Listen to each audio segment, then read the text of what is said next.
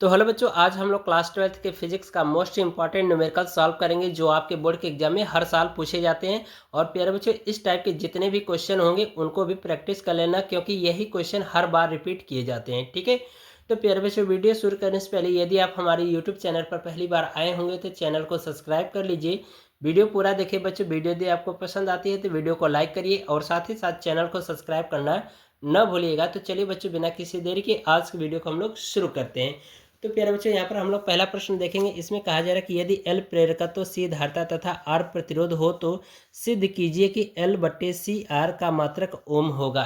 ठीक है, तो प्यारे बच्चों, ये क्वेश्चन आपके प्रीवियस ईयर क्वेश्चन पेपर में पूछा गया था 3 नंबर में। ठीक है, तो बाकी इस क्वेश्चन को काफी अच्छे तरीके से तैयार कर लीजिए, हो सकता है दोबारा रिपीट किया जाए। ठीक है, तो चलिए इसको हम लोग सॉल्व करते हैं।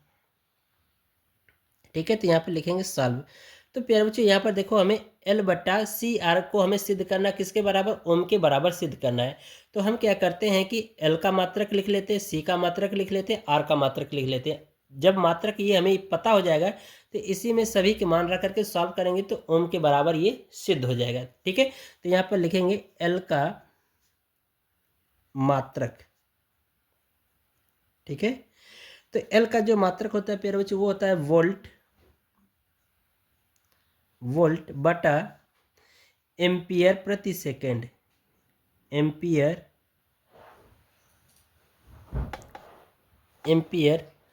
प्रति सेकेंड। ठीक है, तो प्यारे बच्चे, ये प्रति सेकेंड मतलब बट्टे में है तो ये सेकेंड ऊपर चला जाएगा, तो ये हो जाएगा आपका वोल्ट सेकेंड बटा एम्पियर। मैं कुछ इस तरह से लिख दे रहा हूँ, एम्पियर। ठीक है, ये हो गया। अब इसके बाद प्यारे बच्चों, हम क्या करते हैं, धारिता का मात्रक लिख लेते हैं। तो ये हो जाएगा C का मात्रक, यानी धारिता का मात्रक। तो धारिता का मात्रक होता है प्यारे बच्चों, ये होता है आपका एम्पियर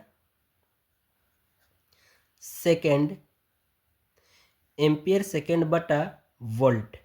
ठीक है, ये होता है। अब प्यारे बच्चों, हम किसका मात्रक लिख लेते हैं, प्रतिरोध का मात्रक। ठीक है, तो यहाँ पर लिखेंगे R का मात्रक। तो R का मात्रक यानी प्रतिरोध का मात्रक प्यारे बच्चों होता है ओम। तो ये हो गया ओम। अब इसके बाद प्यारे बच्चों, यही तीनों के मात्रक हम क्या करते हैं, इसमें रख देते हैं। ठीक है, जब रख देंगे, इसको सॉल्व कर लेंगे तो ओम के बराबर सिद्ध हो जाएगा। तो यहाँ पे लिखेंगे L/CR का मात्रक बराबर, L का मात्रक यहाँ से रखिए, हो जाएगा आपका वोल्ट सेकेंड बटा एम्पियर। ठीक है, अब पूरे का बटा प्यारे बच्चों हो जाएगा आपका, यहाँ से रख दीजिए C का मात्रक आपका है एम्पियर सेकेंड। ठीक है, अब बटा वोल्ट। ठीक है, अगुड़े C यानी R का मात्रक हो जाएगा ओम। तो ये हो जाएगा आपका ओम। ठीक है, अब इसको आगे सॉल्व कर लेते हैं बच्चों। तो हम क्या करते हैं कि इनको ऊपर ले जाते हैं, तो ये हो जाएगा आपका वोल्ट सेकेंड। ठीक है, और गुड़े ये वोल्ट ऊपर चला जाएगा तो ये हो जाएगा वोल्ट। ठीक है, और इसका बट्टा प्यारे बच्चों यहाँ पर बचेगा आपका एम्पियर। ठीक है, और इसका प्यारे बच्चों इसको ऊपर ले जाएंगे तो हो गया वोल्ट, और नीचे बचेगा आपका एम्पियर इंटू, ये हो जाएगा आपका यहाँ से एम्पियर इंटू सेकेंड इंटू 1/ओम। ये हो जाएगा बच्चों। अब इनका गुणा करा दीजिए। ठीक है, तो इनका जब गुणा कराएंगे तो वोल्ट का गुणा होगा तो वोल्ट स्क्वायर हो जाएगा, तो हो जाएगा वोल्ट स्क्वायर इंटू सेकेंड। ठीक है, अब बट्टा एम्पियर का एम्पियर में गुणा होगा तो हो जाएगा एम्पियर स्क्वायर इंटू सेकेंड गुणे 1/ओम। ये हो जाएगा। तो यहाँ से देखो सेकंड से कट जाएगा। अब प्यारे बच्चों, वोल्ट बराबर मात्रक एक और होता है, हमें पता है कि एम्पियर इंटू सेकेंड। ठीक है, ये भी होता है क्योंकि वी बराबर आई इन वी बराबर आई इंटू आर होता है, तो एम्पियर इंटू ओम हो जाएगा। ठीक है, एम्पियर इंटू ओम। तो यहाँ पर स्क्वायर है, तो स्क्वायर का मतलब कि इनका भी स्क्वायर हो जाएगा, तो इस एम्पियर का स्क्वायर ओम का स्क्वायर हो जाएगा। ठीक है, तो यहाँ पर चलिए मान रखते हैं आगे। तो यहाँ पर लिखेंगे यल बट्टा सी आर का मात्रक बराबर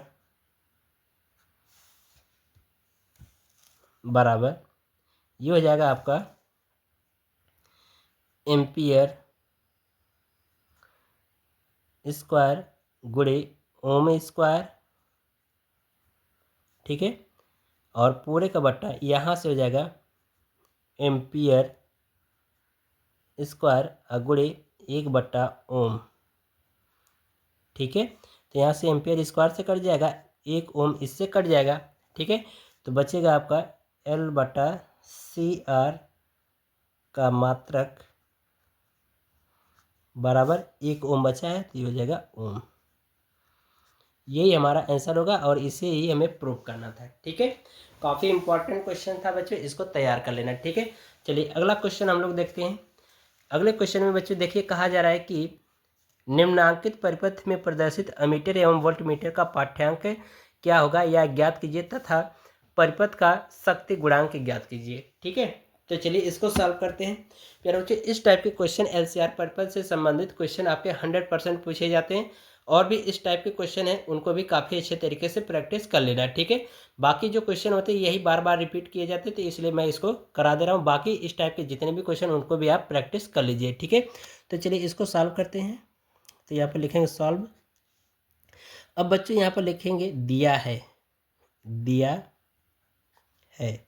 जो मान दिया गया होता है बच्चों उसको नोट कर लेते हैं। तो यहाँ पर दिया गया है आपको v बराबर 200 कड़ी में 2 साइन 400 t, ये आपको दिया गया है।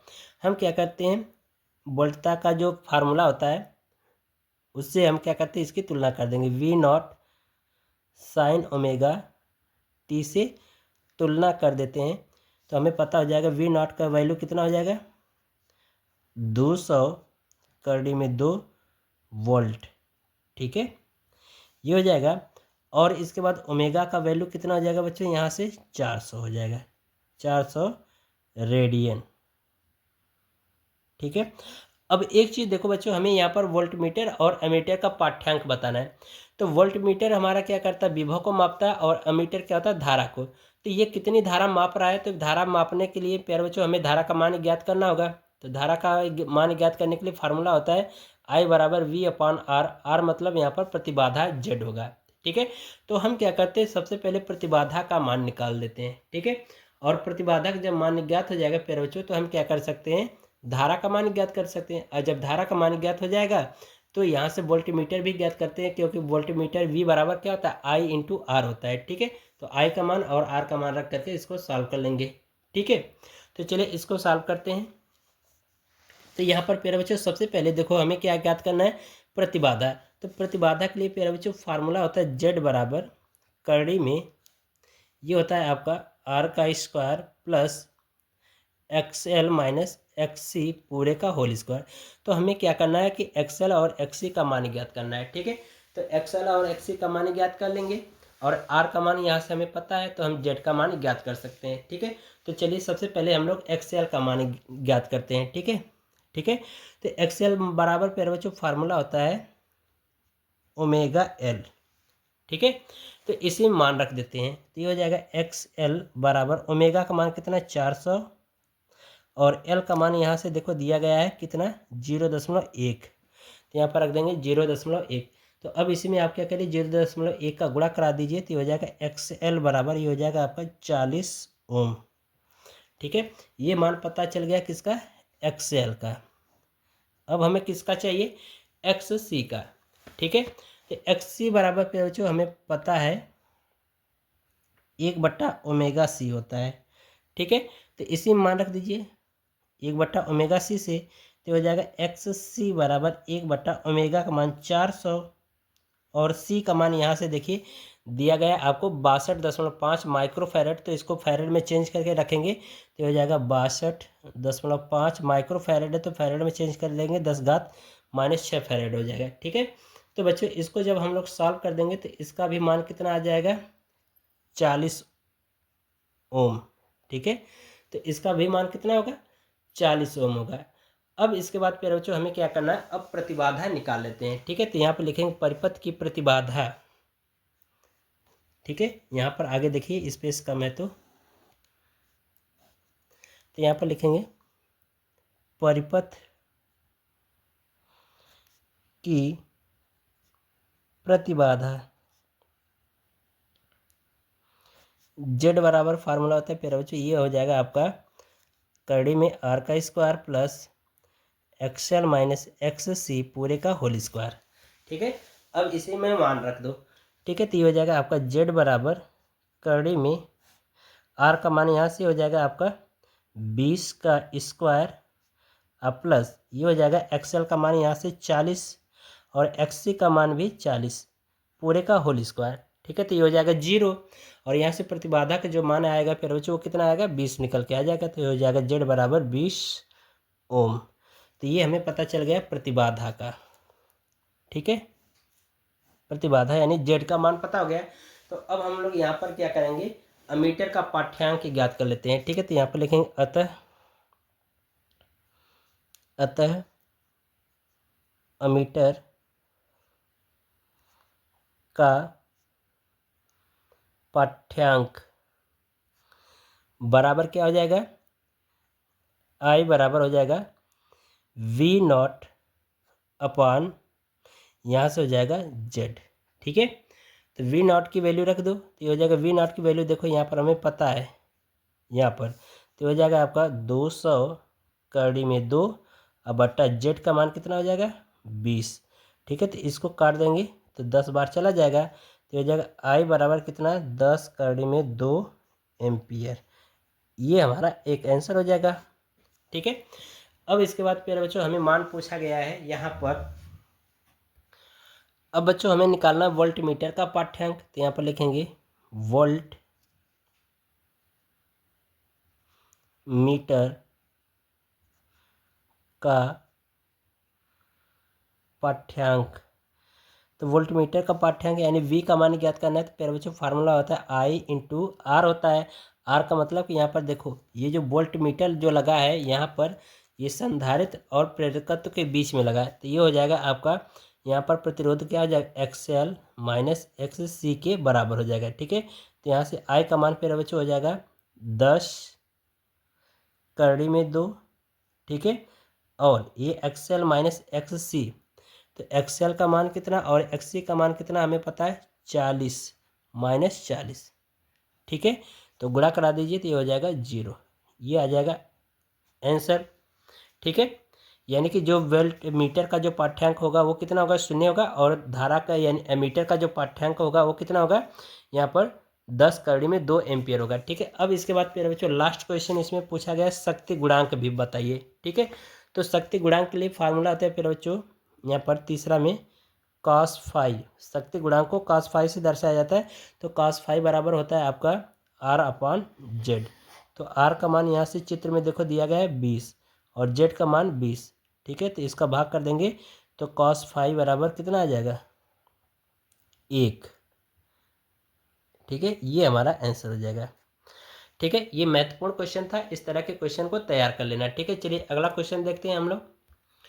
प्रश्न नंबर 3 देखिए बच्चों, इसमें कहा जा रहा है कि संलग्न चित्र में एलसीआर परिपथ प्रदर्शित, यानी कि ये जो चित्र दिया गया है ये एलसीआर परिपथ का है। ठीक है, और कहा जा रहा है कि एक प्रत्यावर्ती धारा स्रोत वोल्टता V बराबर 100 साइन 500 टी परिपथ से जुड़ा है। ठीक है, यानी कि ये आपको जो प्रत्यावर्ती धारा स्रोत है वो कितना है, ये इतना दे रखा है। ठीक है, कह रहा है कि परिपथ के लिए गणना कीजिए। पहली पॉइंट प्रतिबाधा, दूसरी पॉइंट शक्ति गुणांक और तीसरी पॉइंट में धारा का शिखर मान पूछा जा रहा है, यानी I0 की वैल्यू पूछा जा रहा है। ठीक है, तो चलिए हम लोग सबसे पहले प्रतिबाधा का मान ज्ञात करते हैं। सबसे पहले जो दिया गया इसको नोट कर लो, ये हो जाएगा यहाँ पर लिखेंगे सॉल्व। ठीक है, तो यहाँ पर लिखेंगे दिया है, जो दिया गया बच्चों उसको नोट कर लो। ये आपको दिया गया V बराबर 100 साइन 500 टी। ठीक है, ये आपको दे रखा है। तो इसकी तुलना कर दीजिए, v बराबर v naught sine omega t से तुलना कर दीजिए। ठीक है, तो ये हो जाएगा वी नॉट की जगह 100, तो ये हो जाएगा वी नॉट बराबर 100 वोल्ट।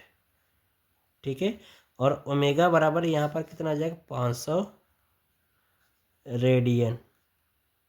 ठीक है, अब देखो प्रतिबाधा ज्ञात करने के लिए हमें क्या करना है, एक्सएल और एक्ससी का मान ज्ञात करना होगा। ये हो जाएगा एक्सएल बराबर, हमें पता है एक्सएल बराबर क्या होता है, ओमेगा एल। ठीक है, ये फार्मूला होता है, तो इससे मान निकाल लीजिए।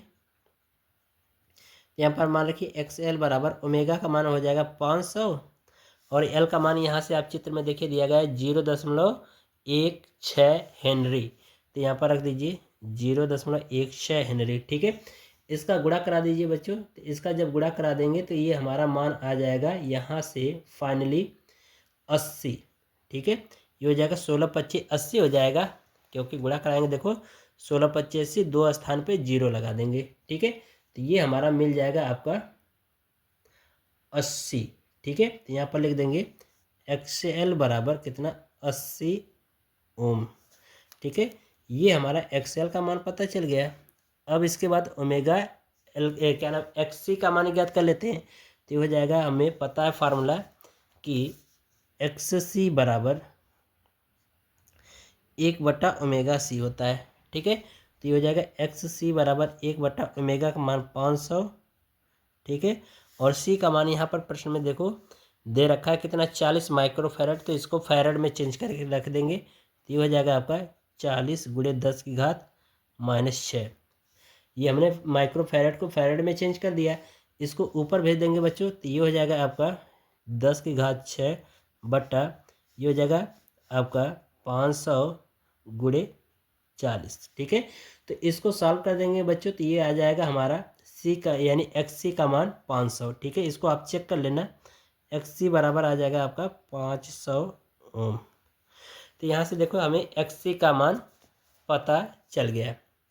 अब हमें क्या ज्ञात करना है, प्रतिबाधा। तो यहाँ पर लिखेंगे परिपथ की प्रतिबाधा, यानी फर्स्ट पॉइंट, प्रतिबाधा बराबर प्रतिबाधा जेड बराबर फार्मूला पता है हमें,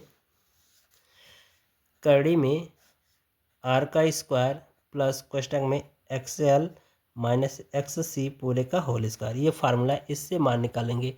ठीक है, तो मान रखिए, तो हो जाएगा जेड बराबर आर का स्क्वायर, का मतलब कि यहाँ पर आर का मान देखो चित्र में दे रखा है 40, यहाँ पर आप चित्र में देख सकते हैं 40 दिया, तो 40 यहाँ पे रख देंगे।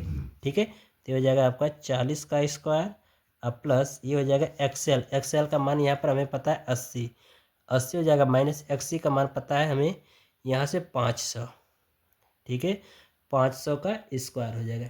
ठीक है, चलिए इसको आगे सॉल्व करते हैं। अच्छा, एक चीज़ और प्यारे बच्चों ध्यान रखना है कि ये जो एक्सी का मान हमारा होगा ये 50 होगा, 500 नहीं होगा, इसको आप एक बार चेक करके देख लेना, 50 ही आएगा। ठीक है, तो ये हो जाएगा आपका 50। ठीक है, तो इसको सॉल्व कर लीजिए, तो हो जाएगा जेड बराबर ये हो जाएगा आपका 4 चौको 16, यानी कि ये 1600 हो जाएगा, और ये प्लस यहाँ से घट जाएगा तो आपका बचेगा कितना 30 बचेगा, और 30 का वर्क कर देंगे तो प्यारे बच्चों ये हो जाएगा 900।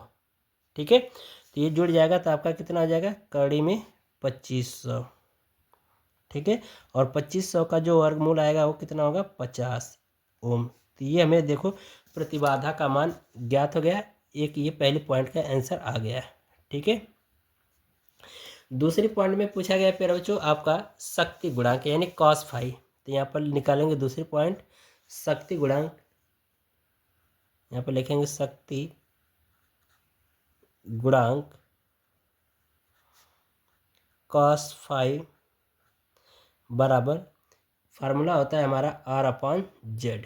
ठीक है, तो मान रख दीजिए, तो ये हो जाएगा आपका cos फाई बराबर आर का मान यहाँ पर देखिए दिया है 40, तो ये हो जाएगा आपका 40 बट्टा यहाँ पर हो जाएगा जेड का मान 50, 0 0 से कट जाएगा। ठीक है, तो ये आ जाएगा cos फाई बराबर 0.8। ठीक है, ये आंसर आ जाएगा। ठीक है, या फिर आप यहीं तक छोड़ सकते हो 4/5 तक। ठीक है, ये हो गया। अब तीसरे पॉइंट में पूछा गया धारा का शिखर मान यानी आई नॉट का मान, तो हो जाएगा आई नॉट बराबर होता है वी नॉट अपॉन जेड से, ये फार्मूला होता है, तो इसे मान रख दीजिए। तो हो जाएगा आई नॉट बराबर वी नॉट का मान हमें पता है कितना 100 हो जाएगा, और जेड का मान कितना है 50, तो भाग कर दीजिए तो 2 आ जाएगा। तो आई नॉट बराबर कितना हो जाएगा धारा का शिखर मान 2 एम्पियर, ये आंसर हो जाएगा ये एम्पियर में। ठीक है, इस तरह से हमारा तीसरा भी क्वेश्चन सॉल्व हो गया। अब बच्चों अगला जो क्वेश्चन है वो भी मोस्ट इंपॉर्टेंट है, उसको भी सॉल्व करेंगे। अब बच्चों हम लोग प्रश्न नंबर 4 करेंगे, जो कि ट्रांसफार्मर से संबंधित क्वेश्चन है, और ट्रांसफार्मर से संबंधित क्वेश्चन भी आपके बोर्ड के एग्जाम में पूछा जाता है, और इस टाइप के जितने भी क्वेश्चन होंगे उनको भी प्यारे बच्चों प्रैक्टिस कर लेना। ठीक है, तो देखिए प्रश्न में कहा जा रहा है कि एक ट्रांसफार्मर का प्राथमिक विभवांतर 220 वोल्ट है। ट्रांसफार्मर के प्राथमिक एवं द्वितीयक कुंडलियों में फेरों की संख्याओं का अनुपात 1:50 है। तो प्राथमिक में 20 एम्पियर की धारा बह रही है, यानी प्राथमिक कुंडली में 20 एम्पियर की धारा बह रही है। तो ट्रांसफार्मर का शक्ति 6 नगण्य मानते हुए पहली पॉइंट में क्या ज्ञात करना कह रहा है, द्वितीय कुंडली के विभवांतर, और दूसरे पॉइंट में पूछा जा रहा है द्वितीय कुंडली से प्राप्त शक्ति की गणना। ठीक है, तो चलिए इसको सॉल्व करते हैं। तो यहाँ पर देख रहे हो प्राथमिक कुंडली का विभवांतर दे रखा है। ठीक है, यहाँ पर नोट करेंगे दिया है। ठीक है, दिया है। यहाँ पर देख रहे हो प्राथमिक कुंडली का विभवांतर यानी कि वीपी बराबर दे रखा है कितना 220 वोल्ट। ठीक है, और यहाँ पर देखो कहा जा रहा है कि जो प्राथमिक कुंडली और जो द्वितीयक कुंडली है उनकी फेरों की संख्याओं का अनुपात आपको दे रखा है कितना 1:50, यानी कि यहाँ पर एन पी अनुपात एन एस बराबर ये दे रखा है 1:50, यानी कि एन पी का मान कितना हो जाएगा 1 और एन एस का मान 50। ठीक है, और इसमें कहा जा रहा है कि प्राथमिक में 20 एम्पियर की धारा बह रही है, यानी कि प्राथमिक कुंडली में यानी आई पी का मान दे रखा है कितना 20 एम्पियर दे रखा है। ठीक है, तो आपसे वी एस का मान पूछा जा रहा है किसमें, पहली पॉइंट में। ठीक है, और दूसरी पॉइंट में आपसे पूछा जा रहा है कि द्वितीय कुंडली से प्राप्त शक्ति की गणना। ठीक है, यानी कि शक्ति का मान पूछा जा रहा है। तो चलिए इसको सॉल्व करते हैं। तो प्यारे बच्चों देखो हमने डेरिवेशन करा रखा था ट्रांसफार्मर का, उसमें बताया था कि जो फर्स्ट पॉइंट में ज्ञात करेंगे, बताया था कि जो हमारा V S upon V P है प्यारे बच्चों। ठीक है, V S upon V P बराबर क्या होता है N S upon N P के बराबर होता है। ठीक है, ये हो गया। तो इसका गुणा करा दीजिए, तो ये हो जाएगा वी एस बराबर N S upon N P गुणे ये हो जाएगा आपका वी पी। तो इसी में मान रख दीजिए। आगे देखिए, तो ये हो जाएगा वी एस बराबर N S upon N P, N S का मान हो जाएगा आपका फिर बच्चों 50, और एन पी का मान हो जाएगा 1 गुणे वी पी का मान हो जाएगा आपका यहाँ से 220, तो हो जाएगा 220। ठीक है, तो इसका गुणा कर दीजिए। ठीक है, तो इसका भाग करेंगे तो मान में कोई प्रभाव नहीं पड़ेगा, और प्यारे बच्चों जब इसका गुणा कर देंगे तो ये हमारा आ जाएगा कितना 11,000 वोल्ट। ठीक है, ये आंसर हो जाएगा 11,000 वोल्ट आ जाएगा। अब इसके बाद प्यारे बच्चों दूसरे पॉइंट में पूछा गया है द्वितीय कुंडली से शक्ति। तो आदर्श ट्रांसफार्मर वाली कंडीशन लगा देंगे, लिखेंगे आदर्श ट्रांसफार्मर से, आदर्श ट्रांसफार्मर की कंडीशन लगा देंगे। तो प्यारे बच्चों हमें फार्मूला पता होता है कि निर्गत शक्ति बराबर निवेशित शक्ति, या निवेशित शक्ति बराबर क्या होता है निर्गत शक्ति। तो इसको हम लिख सकते हैं V S into I S बराबर V P into I P. ठीक है, तो हमें किसका मान पूछा जा रहा है द्वितीय कुंडली में किसका शक्ति का मान पूछा जा रहा है, यही ना। तो अब इसी में मान रख दीजिए, तो यहाँ पर इसको हटा दीजिए। जब द्वितीय कुंडली में शक्ति का मान पूछा जा रहा है तो यही वाला रहने दीजिए। तो ये हो जाएगा वी एस बराबर वी एस का मान हमें पता हो गया कितना 11,000, और आई एस का मान कितना दे रखा है, आई एस का मान कितना है हमें दिया गया है, दे रखा है 20। ठीक है, तो यहाँ पर इसको गुणा करा दीजिए, तो हो जाएगा 11 दूना के 22, और 3 जीरो ये 1 जीरो ये, तो ये लिख सकते हैं 10⁴ वाट। ठीक है, ये आंसर हो जाएगा, इसको चेक कर लेना। ठीक है, चलिए अगला क्वेश्चन हम लोग यहाँ पर करेंगे। लास्ट क्वेश्चन है, इसके बाद एक और जो है आपके बोर्ड के एग्जाम में 1 या 2 नंबर में पूछा जा सकता है, उसको भी देख लेंगे। ठीक है, इस क्वेश्चन में देखिए कहा जा रहा है कि एक अपचाई ट्रांसफार्मर संचरण लाइन वोल्टेज को 1100 वोल्ट से 110 वोल्ट करता है। तो कह रहा है कि प्राथमिक कुंडली में 2000 फेरे हैं। कह रहा है ट्रांसफार्मर की दक्षता 80% है तथा निर्गत शक्ति 4000 वाट है। तो निम्नलिखित की गणना कीजिए। पहले पॉइंट में पूछा जा रहा है द्वितीय कुंडली में फेरों की संख्या और दूसरी पॉइंट में निवेशित शक्ति का मान। ठीक है, तो चलिए इसको भी सॉल्व करते हैं। तो प्यारे बच्चों, इसमें जो प्रश्न में मान दिया गया है उसको नोट कर लेते हैं। ठीक है, तो यहाँ पर लिखेंगे सॉल्व। तो यहाँ पर देखिए कहा जा रहा है कि एक अपचाई ट्रांसफार्मर संचरण लाइन में कह रहा है वोल्टेज 1100 वोल्ट से 110 वोल्ट करता है। यानी कि प्राथमिक कुंडली में कितना है आपका 1100 वोल्ट है और द्वितीय कुंडली में कितना है वोल्टेज 110 है। ठीक है, तो ये हो जाएगा आपका, यहाँ पर लिखेंगे Vp बराबर आपका 1100 वोल्ट। ठीक है, और Vs का मान दे रखा है कितना 110 वोल्ट। ठीक है, ये मान आपको दिया गया है। अब इसके बाद प्यारे बच्चों इसमें देखिए कहा जा रहा है कि प्राथमिक कुंडली में फेरों की संख्या दे रखा है, यानी कि NS बराबर दे रखा है NP, प्राथमिक कुंडली की है ना। तो NP बराबर आपको दे रखा है कितना 2000 फेरे। ठीक है, 2000 फेरे दे रखा है और कह रहा है कि निर्गत शक्ति बराबर यहाँ पर आपको दे रखा है 4000 वाट।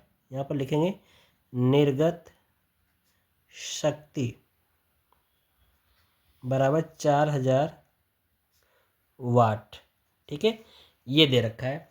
तो इसमें पहली पॉइंट में पूछा जा रहा है कि द्वितीय कुंडली में फेरों की संख्या है। ठीक है, तो फार्मूला होता है फिर बच्चों NS अपॉन NP बराबर यहाँ पर हो जाएगा VS अपॉन VP। ठीक है, मान रख दीजिए, इसका गुणा करा देंगे हम। तो फिर बच्चों ये हो जाएगा NS बराबर VS अपॉन VP गुणे हो जाएगा NP। ठीक है, ये फार्मूला हो गया। तो अब इसका हमने क्या किया कि इसका क्रॉस गुणा करा दिया है। ठीक है, तो ये हो गया। तो अब इसे मान रख दीजिए, तो ये हो जाएगा NS बराबर VS का मान देखो प्यारे बच्चों दे रखा है 110। ठीक है, और VP का मान दे रखा है 1100। ठीक है, और गुणे NP का मान दे रखा है यहाँ पर 2000। तो यहाँ से देखो बच्चों ये हो जाएगा हमारा, इससे कट जाएगा 1 0 और 11 दहा में 110 और 1 10 से इससे कट जाएगा। ठीक है, तो आपका NS बराबर कितना आ जाएगा 200 फेरे। ठीक है, ये आंसर हो जाएगा। ठीक है, 200 फेरे हो जाएगा। अब इसके बाद फिर बच्चों अगला जो क्वेश्चन कहा गया है कि निवेशित शक्ति। ठीक है, तो हमें पता है कि ट्रांसफार्मर की जो दक्षता होती है वो क्या होता है निर्गत शक्ति बटे निवेशित शक्ति के बराबर होता है। तो यानी कि यहाँ पर ट्रांसफार्मर की दक्षता ईटा बराबर होता है निर्गत शक्ति बटा निवेशित शक्ति। निवेशित शक्ति, ये आपको फार्मूला पता है। ठीक है, और इसमें दे रखा है ट्रांसफार्मर की दक्षता कितनी 80% दे रखा है। ठीक है, तो चलिए यहाँ पर रखते हैं। तो इसको हम क्या करें प्रतिशत को चेंज कर लेंगे। ठीक है, तो यहाँ पर मान रख देंगे प्यारे बच्चों। तो ये हमारा हो जाएगा आपका 0.8। हमने क्या किया इसको जो प्रतिशत में 80% दिया है तो हमने क्या किया उसको प्रतिशत हटा दिया, तो उसको हम क्या करेंगे 100 से भाग कर देंगे। ये हो जाएगा निर्गत शक्ति और इसमें पूछा जा रहा है निवेशित शक्ति। तो निर्गत शक्ति का मान दे रखा है 4000 और निवेशित शक्ति का मान पूछा जा रहा है निवेशित शक्ति।